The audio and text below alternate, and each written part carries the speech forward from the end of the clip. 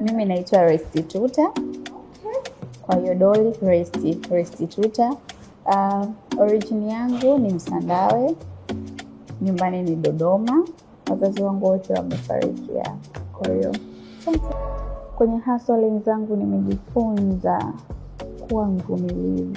I say nimefika form 4, nimeingia chuo, niko na hiyo akili. Lakini kabla ya kuanza hivyo, nilianza kuwaza hivyo baada ya kuona kwamba natakiwa kupostpone chuo kutokana na sababu ambazo zilikuwa nje ya uwezo wangu. Hayo ni maneno ambayo yanazungumzwa na watu, si mazuri hata kidogo, lakini ukweli na ujua mimi.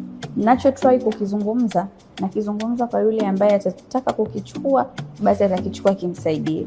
Sisi watu ambao tupo kwenye social media, ukipiga picha nzuri au tu ukawa ni mtu ambaye unajulikana, wewe utaonekanaga wewe ni muhuni. Yaani huwezi kujielezea mtu akakuelewa. Kwanza unaonekana ni muhuni, afu unaonekana wewe unachokifanya unafanya kwa sababu unataka wanaume. Yaani ni mvurugano. Lakini kiuhalisia sio. Sawa, unaweza ukapata mume wa maisha yako kupitia social media, lakini social media tunaitumia kama ofisi. Tunaitumia kuinvest ili tufanye kazi tupate riziki.